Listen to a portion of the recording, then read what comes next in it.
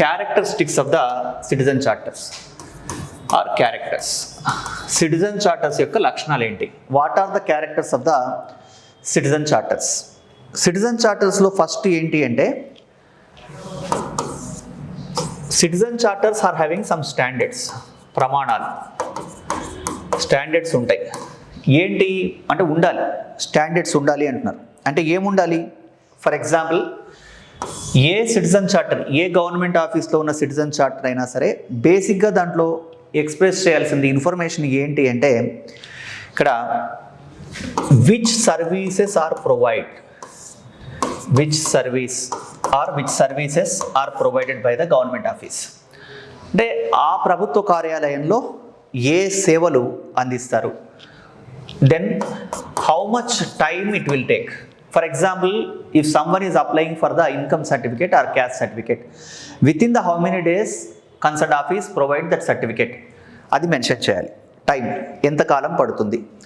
Next, what is the fees, how much fees people need to pay, ఎంత రుసుము చెల్లించాలి.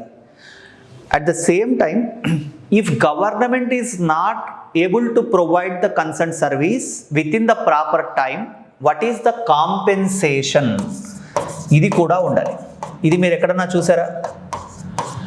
For example, someone is applying for the caste certificate, he fulfil all the prerequisites, but government is not responding in time because of bureaucratic lagging, they are not providing service within the time.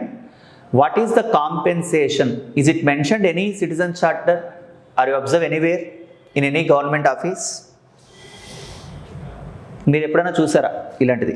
అంటే ఒకవేళ మేము పలానా certificate in టైంలో ఇవ్వకపోతే మీకు ఈ compensation ఇస్తామని ఎక్కడైనా ఉండిందా అంటే ఇండియాలో అలాంటివి గవర్నమెంట్ ఆఫీసులలో రాయరు. అంటే ఇక్కడ మనకి స్టాండర్డ్స్ ఉండాలి, బట్ ఈ స్టాండర్డ్ మనకి ఇక్కడ ఫుల్ఫిల్ అవ్వట్లే. Okay, standards, citizen charters first character ఏంటి? స్టాండర్డ్స్. ఈ స్టాండర్డ్స్లో ఇవన్నీ రాయాలి మీరు.